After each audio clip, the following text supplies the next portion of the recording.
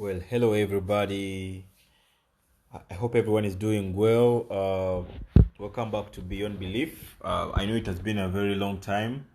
It's been a minute, but then we are back. I'd like to apologize. Uh, Life has been hectic, very hectic of late. I know, I think we last had an episode last year in November, if I quite remember well, or in December, the first weeks of December. Yeah, so yeah, life has been hectic. Like it has been hectic. Like a lot has been going on, but I'm glad that we are back. We are back, and we are going in 2024. It's gonna be a good year, good vibes. Everything is going to be well financially. Everything is going to be well. I just advise you guys to schedule uh, schedule yourselves, set your priorities, your objectives, and everything will just get in place. Okay. Yeah. So today, on today's episode, I want to talk about the history of atheism. I want to, I want you and me myself to understand the history of atheism, because I think in the previous episodes we have understood atheism, what atheism is. So let's take a step back and understand the history of atheism. What is because we know what atheism is, given the recent last seven. I think there are seven episodes. If I'm counting well, they have been or they are seven episodes. Yeah. So well, uh, some of you guys miss Bless, my friend who I normally do the podcast with. I hope sometime, I hope sometime we shall get to do the podcast together. My friend there, like I'm already seeing him every weekend. He's there. He's doing fine actually. I was with him last weekend on Saturday. Yeah, he's doing good. Yeah, so I hope next time I'm with him, or like I link up with him, we can get to do something with him in regards to the podcast. Yeah, so because last time we were watching football and all that, and boys like men and stuff and football and everything. So let's set the ball rolling. Well, atheism. In ancient civilizations such as Greece and India, there were individuals who questioned and rejected the religious beliefs of their time. Yeah, people like me existed because atheism has existed from the dawn of time, or from the dawn, or from the time religion was formed. There were philosophers like, oh well, their names are hard to pronounce. I don't know if I'll be pronouncing these names very well. They might give me a hard time. But there were philosophers like Democritus and Epicurus in Greece. Yeah, these are philosophers from Greece. And there was a philosopher also in India called Charvaka, if I'm pronouncing it very well, my Indian people, who expressed skepticism about the existence of gods and the supernatural. Uh, these other thinkers, they must have laid the groundwork for later atheistic ideas that we now, that we now work on. People like me. Now, during the Greco-Roman era, atheism was often associated with philosophical and intellectual dissent. Prominent figures like Socrates, Anaxagoras. I don't know if I'm getting if I'm getting these names very well, the pronunciation. Anaxagoras faced accusations of impiety for challenging traditional religious beliefs, just like how I do and many of my friends do right now. The influential philosophers like Epicurus and his school, the Epicureans, promoted materialistic worldview and denied the interventions of gods in human affairs. Yeah, so with the rise of Christianity in the Roman Empire, this atheism ideology became a heretical and dangerous notion.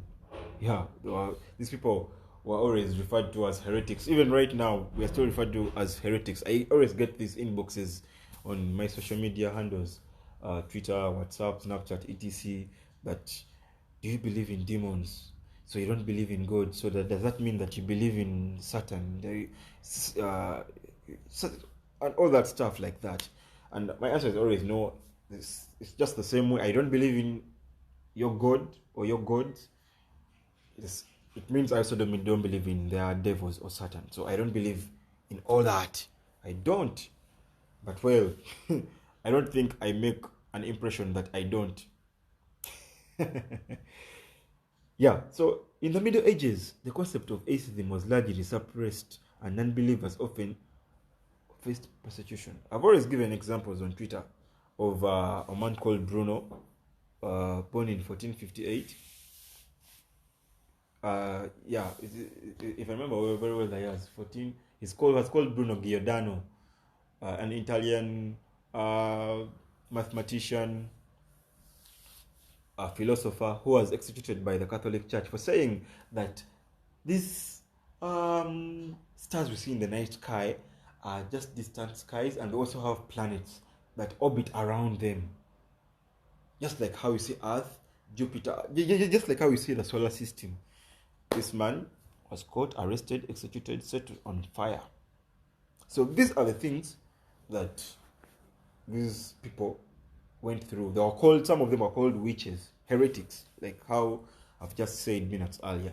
These people were killed, they were executed, discriminated, just like how we are, people like me, how we face it right now. It's just because I actually talked about it today, and I suggested that on my Twitter handle, also my status on WhatsApp, I talked about it and said that, sorry about that, that the only reason why religious people or my religious friends haven't killed me is number one, they are literate, they went to school. Number two, their level of humanity. But this is what is being taught to them, or what is being told to them by their holy books. The Bible, 2 Corinthians, when you read 2 Corinthians, it tells us, chapter 13, if I remember very well, tells us to kill non-believers. Even in the book of Luke, if I remember well, it suggests to kill all non-believers. Same as the Quran in its various surahs suggests that kill all kafir. And for them, for my Muslim people, for them, they don't joke. You just don't come out that you're an atheist in any Arab country and think you'll live scot-free or you'll enjoy life in there. You just can't. So, basically that's that. We have been oppressed. People like us have been oppressed, discriminated, sinners, I don't know, shite. Yeah, so, but then in the age of enlightenment, which is the 17th and 18th century, this has marked a significant shift in the history of atheism. We have great thinkers like Denis Diderot, Voltaire, who challenged religious authority and advocated for reason and secularism. This enlightenment paved the way for more open discussion of atheism and separation of church and state. And of which in the 19th century we have seen the rise also of prominent atheists like Charles Darwin, whose theory of evolution challenged religious creation narratives. I think all of us who have done biology are well versed with the theory of evolution. But if you've seen how the Catholic Church has fought that theory, my goodness. The Catholic Church has done everything, not only the Catholic Church, but all other religious institutions. Islam, for them, they know one thing: God said, "Let there be light." For the Christians, I'm giving a thingy for the Christians. He got some mud, made us, and that is 6,000 years ago, created us and all, and that was it. When you tell them about the theory of evolution, we evolved from monkeys, then they begin asking, why are there still monkeys? Why are there still monkeys, Trevor? Trevor, why are there still monkeys? I'm like, no. We are not monkeys. we're actually a species of monkeys. Like monkeys are also a species. Like you begin arguing the whole day, teaching. No, you're not monkeys. We're just related to the monkeys. We share the same DNA and we share the same ancestors. Uh, oh dear, it's a tug of war. Do you know the insults I receive? I receive daily about such. But anyway, secularism and atheism has gained ground in the wake of scientific discoveries and advancement in education. Now, atheist organizations and societies have begun to form and advocating for the rights of non-believers. We have, by the way, on Twitter, a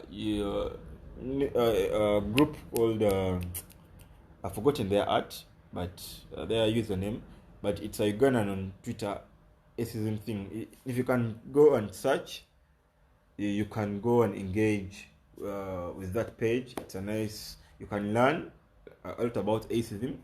I think it's Ugandan atheists, so something like that. Yeah, you can go and learn more about atheism there. So in the 20th and 21st century, atheism has continued to evolve, by the way. Public intellectuals like Richard Dawkins, my favorite. Wow, what a gentleman. This is a gentleman I wish to meet, but I don't know if that will ever come to life. But if I meet such people, that will be, because this is a man I would like to learn from. I've read his books. I follow him on all social media. He is on YouTube, Twitter. Basically, I think that I've read his book. The God Delusion is my favorite. Wow, wow, wow, wow, wow, wow. Richard Dawkins. Yes. There's Sam Harris. Wow. Sam Harris. I listen to this gentleman speak and I'm like, yes. There's Christopher Hitchens. There's Daniel Dennett. Though there's Mr. Dr. Tyson Neil deGrasse. Wow. Though he's in some of his videos on Star Talk, he says he doesn't subscribe as an atheist, and then sometimes you see him talking as an atheist. So I don't know where he falls particularly, but wow, I'm a great fan of their work, great fan of their books, great fan of their art and everything. Like oh no, did I say art? Is well, but I'm a great fan of everything they do and all they have done for humanity. These people, they have shaped what they call new atheism, which helps in engaging public discourse, promote scientific literacy, and change religious dogma. Atheism has developed differently around the world, by the way, right now, with varying degrees of acceptance and influence. If you're to go in some countries, atheism is openly embraced, while in others it remains a contentious and sometimes a dangerous belief. Like I said earlier, if you go to Muslim countries and you begin doing this stuff I'm doing, you open up a podcast, beyond belief, my dear, you may not live to see daylight. You may not live to see daylight. The internet and social media have played a significant role in connecting atheists, by the way. And I've met a lot of atheists. There's this gentleman called Chizale on Twitter. Chizale, Kizaale. Very good lad. I've also met very many other atheists. I won't mention everyone, of course, but I've met a lot of people. I've made a lot of friends. I've met a lot of friends like outside in the US. There's Mahmoud Imitiaz, very good person there, former Muslim, renowned atheist. Everybody knows him as an atheist. Very good gentleman there. Very good.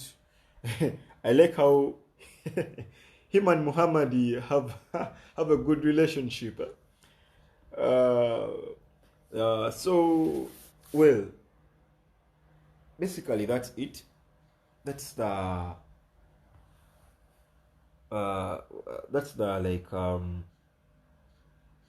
how I can term like religion. Sorry, I think my brain is tired because I make this podcast at night. A brief history about atheism. Yeah, so I would like to end here for today and catch you on the next episode of Beyond Belief. And I hope you have a great time. Ciao.